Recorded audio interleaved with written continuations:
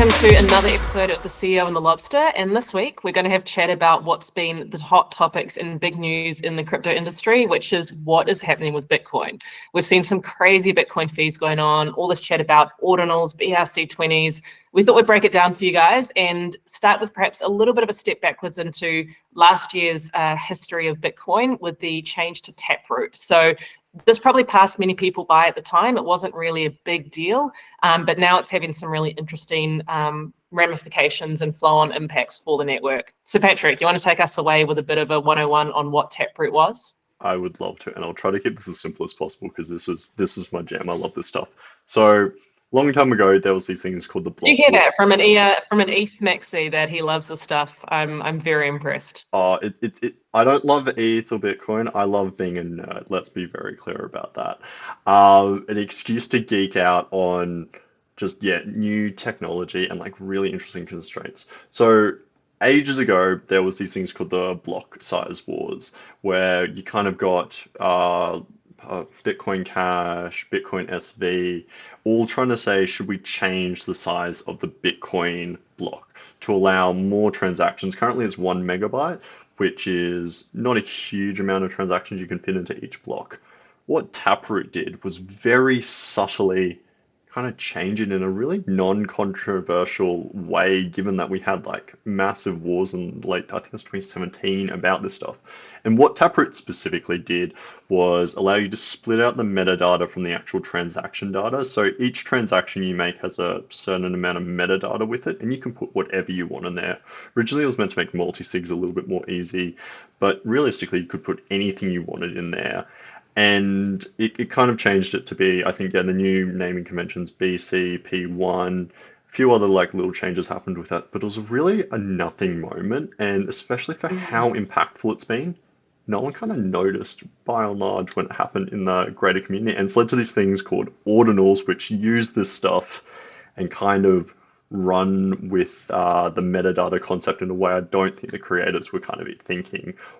What are Yeah, ordinals, this Janine? was really interesting to watch, right? Because the Bitcoin community, like Ethereum's all about innovation, change, growth, and it was super exciting for me being at ETH Denver and just being immersed with all of the cool stuff that's been built on Ethereum. And Bitcoin, by contrast, it's a strength and a weakness both, that it's very conservative, very slow to change, very traditional, and a huge part of the community is very aggressively against change. They're very purist about the Bitcoin code, about not changing it. So, like you're saying, Patrick, doing something like Taproot was, changing block size, making the Bitcoin system be able to process more transactions, which most of us would think would be a good thing, is actually pretty controversial. So yeah, Taproot slipped in, helped make the Bitcoin chain more efficient, allowed a bit more transactions to be processed. But what it also did was enable NFTs. And no one realized this at the time, I don't think. I never saw anyone talking about it in the Bitcoin circles. But someone sort of realized it unlocked this potential to not just, make more transactions come through, but to actually write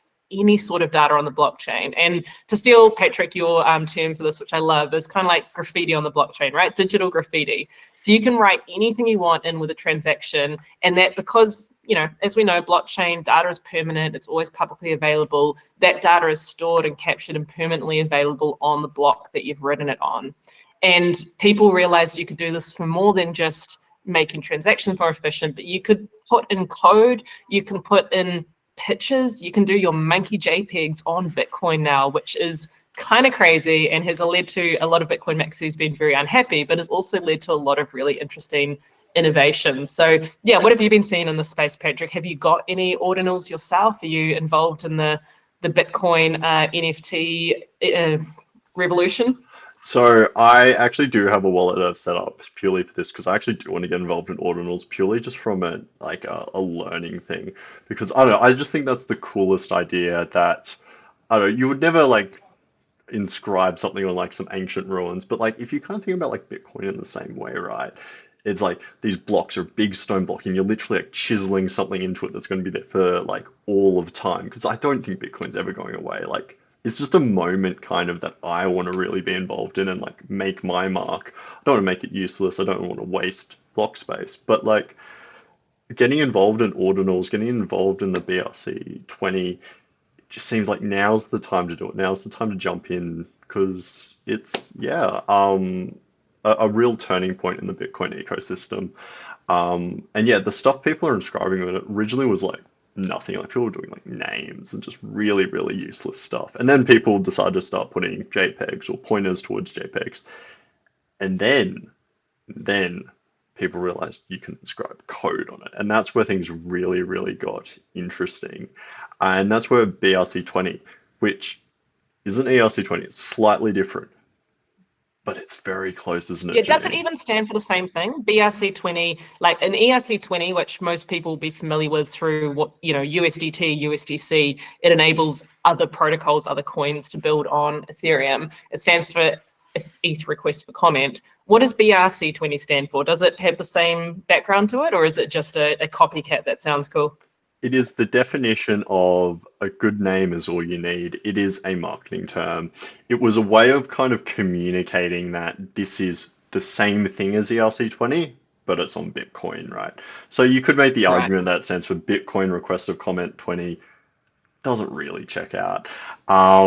It's a marketing term to say this is a token like ERC-20 but on Bitcoin, which I think is But really they're a smart. bit different as well, right? Because one of the things with ERC-20s is that, well, anyone can create one, which is great, but they don't have any central naming convention. So I could create a token called USDC, which, and actually, good watch out for our audience that scammers do this. There is no check that USDC is the one true USDC. Anyone can make a token and call it USDC. So always double check what you're engaging with, check the contract address. If you're not sure how to do that, that's a good one for a Google or hit our team up and we can point you in the right direction. But back to BRC-20s, there is one, each 4-character ticker, and each BRC-20 must have a 4-character ticker, so that's like a USDC.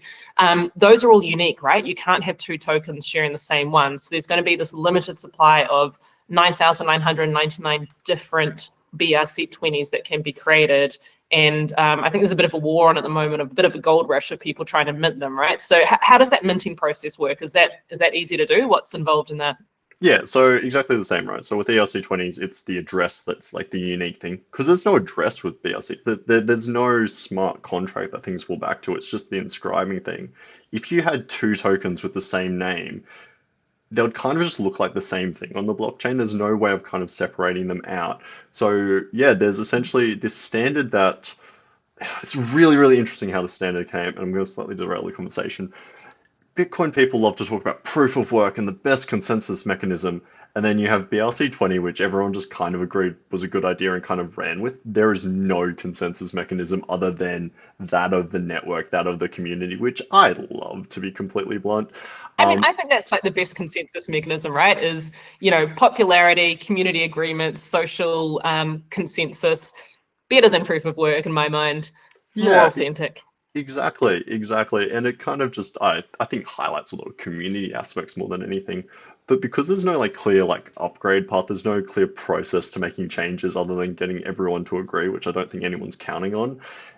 This kind of idea that the ticker that is the thing that makes it unique, there's no kind of path to ever moving away from that. So that means there's only going to be, yeah, so they have to be 4 characters, any ASCII character is valid, and that's Okay, so that's a lot more than 9,999. My math is very bad there because I'm thinking numeric only. So you've got alphanumeric and other ASCII characters. So there's probably quite a lot available, right?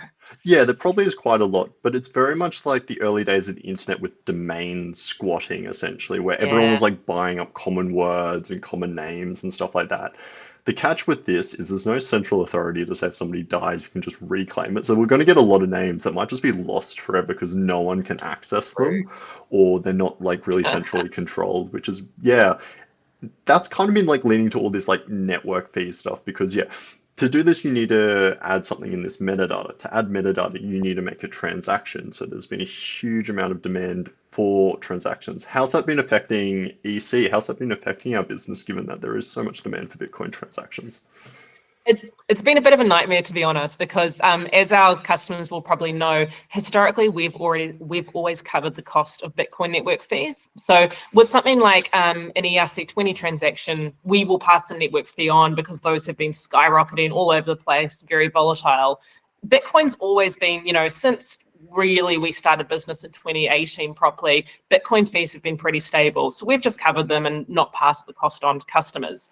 Over the last few days, though, as Bitcoin network fees have gone up to sometimes $35 a transaction, that's not a great business model for us to be sucking that up when we make, less than 1% in fees. So we're going to have to do a bit of change to our systems to pass that on. Hopefully, that's a good education piece for people, though, to understand what network fees are, that they do apply across all the different chains, and also looking at ways that you can, improve these. One of the things that we do is we batch transactions. So particularly if you are a auto buy user, so you've got your dollar cost averaging set up, that's a really efficient way to buy Bitcoin because we can batch everyone's transaction together and minimize the amount of that network fee that cuts into it. But yeah, network fees across the whole ecosystem, just crazy. The highest they've been since April 2021. And I think we've also seen the network fees. So the money that a miner makes when they mine a new block is made up of two things. There's the transaction fees or network fees that we all pay when we want to send a transaction. And then there's the block reward. And the block reward is consistently decreasing over time. And there has been quite a bit of concern around how Bitcoin maintains the integrity of the system, how it continues to be stable and secure without having a lot of money given to miners from the Bitcoin network itself. So this has been really interesting to have the network fees for the first time since 2017. Those network fees have been higher than the block rewards, and it does provide a good indication that potentially Bitcoin can be sustainable long term. But it's also obviously great for the miners who have had lots of hard times recently. We've seen a lot of mining facilities close down with increasing power prices, decreasing Bitcoin prices. It can be a bit challenging. So at least there's some winners out of this, which is the miners. Yeah, exactly. And I think that's a really good segue to what we're going to be talking about next week, which is the halving, which is what's the next year and beyond going to look like for Bitcoin. So yeah, if you've got any questions about any of those topics, be sure to send them across. We'll try to answer as many of them as possible. But that more or less kind of wraps it up for this week for another CEO and the Lobster. I hope you found this educational and informative. If you've got any questions, as always, reach out to Easy Crypto and we'll be sure to answer them. But yeah, thanks all for tuning in and your continued engagement. We really, really appreciate it. Thanks. Ka kite.